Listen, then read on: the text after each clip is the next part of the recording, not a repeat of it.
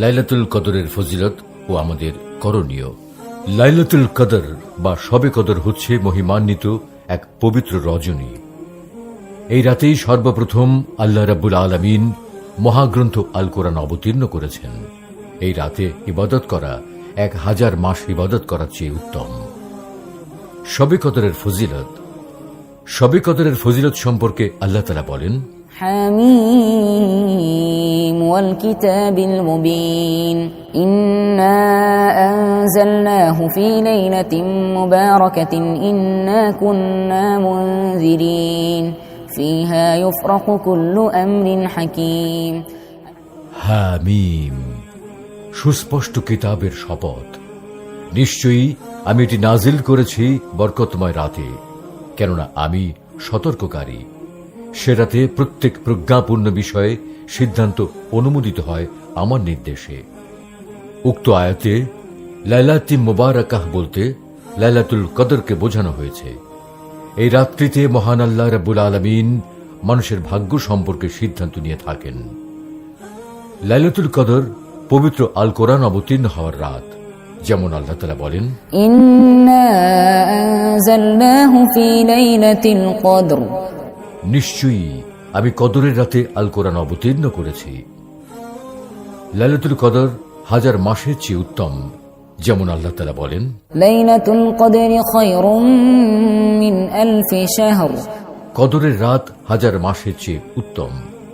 অর্থাৎ এই রাতে যদি কোনো ব্যক্তি ঈমান এবং নিষ্ঠার সাথে সারা রাত আল্লাহ তাআলার ইবাদত করে, তাহলে 1000 রাত ইবাদত করলে যে সওয়াব পাওয়া যাবে তার সমপরিমাণ সওয়াব সেই ব্যক্তি পাবেন।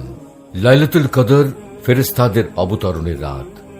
যেমন আল্লাহ তাআলা বলেন, تنزل الملائكة والروح فيها بإذن ربهم من كل أمر سلام هي حتى مطلع الفجر এই রাতে জিব্রাইল আলাইহিস সালাম সহ ফেরেশতাগণ তাদের রবের আদেশে সকল সিদ্ধান্ত নিয়ে অবতরণ করেন। প্রশান্তিময় সেই রাত ফজরের সূচনা পর্যন্ত। লাইলাতুল কদরের তারিখ ও সময়। লাইলাতুল কদর কখন ও কিভাবে খুঁজব? আয়েশা রাদিয়াল্লাহু আনহা থেকে বর্ণিত, নবী করিম সাল্লাল্লাহু আলাইহি ওয়াসাল্লাম বলেন, তোমরা রমজানের শেষ দশকের বেজোড় রাতগুলোতে লাইলাতুল কদর তালাশ করো।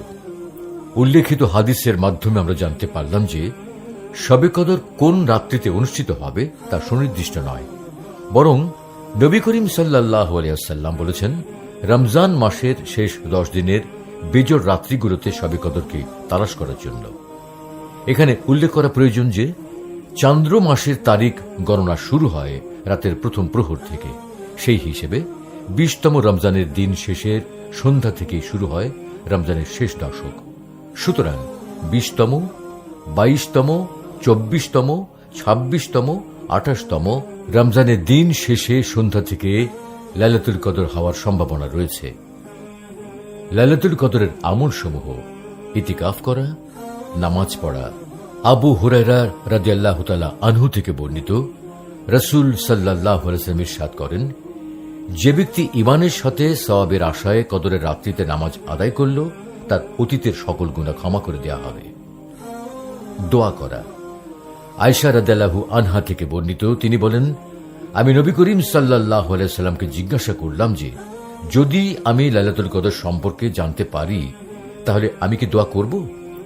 উত্তরে নবী করিম সাল্লাল্লাহু আলাইহি ওয়াসাল্লাম বলেন, তুমি এই দোয়া পড়বে, আল্লাহুম্মা ইন্নাকা আফুউন তুহিব্বুল আফওয়া ফাফু আন্নি। হে আল্লাহ, আপনি অত্যন্ত ক্ষমাশীল, আপনি ক্ষমা করতে ভালোবাসেন, সুতরাং আপনি আমাকে ক্ষমা করুন। তাই আমরা রমজান মাসের শেষ 10 দিনের বেজোড় রাতগুলোতে বেশি বেশি করে নামাজ, দোয়া ও আল্লাহর কাছে ক্ষমা প্রার্থনা করি। তাহলে অবশ্যই মহান আল্লাহ রাব্বুল আলামিন আমাদেরকে ক্ষমা করে দেবেন। আল্লাহ রাব্বুল আলামিন আমাদের সকলকে লাইলাতুল কদরের ফজিলত অনুসারে আমল করার তৌফিক দান করুন। আমিন।